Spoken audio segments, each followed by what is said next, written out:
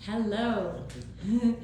Here's Tim Haft, creator of Punk Rope, and he's going to talk about and demonstrate the experience of rope jumping after 60.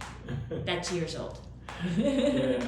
So last time we had Shana talk about jumping over 50, and we're going to try to keep this series going a decade at a time.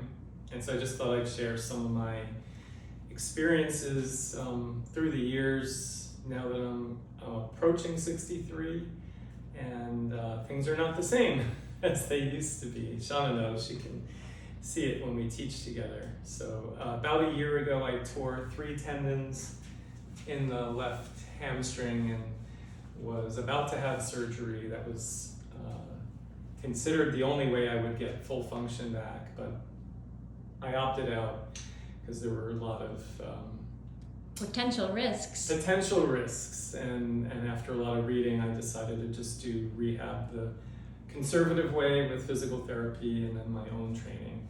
And so this leg is pretty good. I have torn meniscus in this knee, which... You can squat, you can lunge, you can crawl. Let's see. Yes.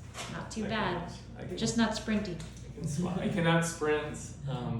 So this knee is a little wonky. I can no longer do alternating footstep.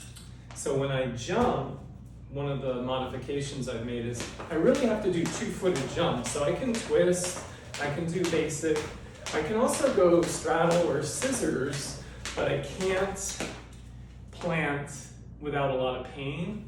So I've wiped out alternating feet, I've wiped out playground hop, and taps are really challenging.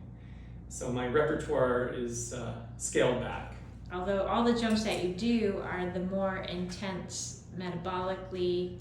The alternating feet is actually, if you don't lift your knee too high, depending on how fast you're going, Yeah. are not as metabolically challenging as the 2-foot jumps. Yeah. And I think the most important thing is, as you're aging, are you still enjoying it, right? So for us, we teach once a week. We put together a different playlist every week. We put a lot of effort into that, into the drills, into the jumps, a little bit of choreography, and it's still really fun. And I hope, if God willing, I get that far, I hope it's still fun at 72. And Shana had a client who was jumping at 80, so we know it's doable, but I think you have to take care of your body and you have to make adjustments and you have to be smart. So I can still do double unders. They feel okay.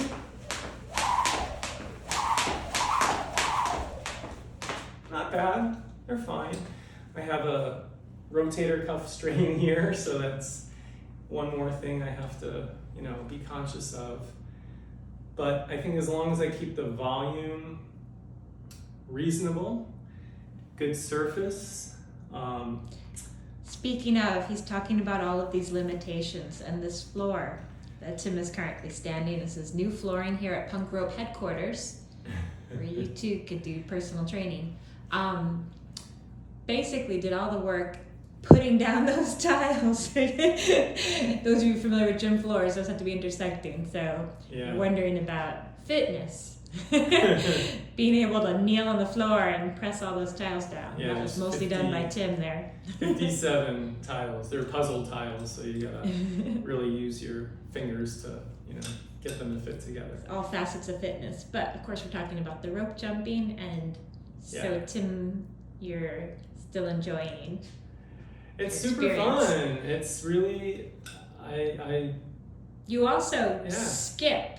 Like running doesn't work, but for you, skipping works, which is very interesting Yeah. because of the mechanics of it. Exactly. So I don't know if I'm still in Use your frame, you're in frame. but so skipping, so Might be hard to do much with the rope. But Yeah, you yeah. can check one out. We've made videos. If you check out skipping a 5K maybe. Or, yeah, exactly. So this Saturday I'll be skipping my first race since the big injury, and it's a 3K. It's called well, we're skipping for sloths. It's in the Bronx It's Zoo. at the Bronx Zoo, and I think it'll be a big challenge. But you know, the basic gait is. And I'm gonna, yeah.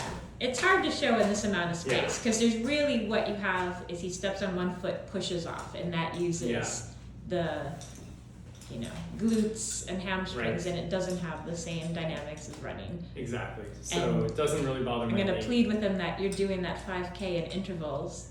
Yeah, I'll do maybe a minute of jumping, a little bit of swinging, you know. So I think that's the other thing is, you know, just knowing your limitations and when you need to recover. And so that's where, you know, your side swing is huge. No matter what your age, it doesn't really matter, but the ability to transition from jumping to active rest. And have it feel like a nice flow, you know? Sure, absolutely, yeah. So I like that word. that's a really big deal. So I think just, you know, becoming more mindful. I know that's a bit of a cliche these days, but that's accurate. After you do your 5K, you stretch and you stretch, do recover. a hot shower or sauna. Exactly. Trying to book a massage soon. But you know, I mean, all in all, with considering all these mishaps, I feel very lucky, very grateful to be able to keep doing this, to keep training for myself, but also to be able to keep teaching and sharing it with others. And you know, that's kind of what it's all about. And to be able to do it with Shana is just fantastic. So yeah, so maybe we'll get somebody in their 70s. And you are the original rope father. Oh yeah, Godfather of the rope. Godfather of the rope. Yeah, no, definitely not. But do enjoy it, and you know, thanks for watching, you guys. If you found this helpful, give us a thumbs up. Hit that subscribe button. Please ask questions. You know, if you're in that same age bracket and you want to know what else I do to train, I'm happy to have that conversation. And then, we'll try to get somebody in the 70. What is that? Septuagenarian? Yeah. Octogenarian? Nonagenarian? Oh, we got somebody. We got a candidate for the first 10 years. Oh, okay. Here, we do that next. There you go. Okay. Thank you guys. We'll see you soon. Thank you so much.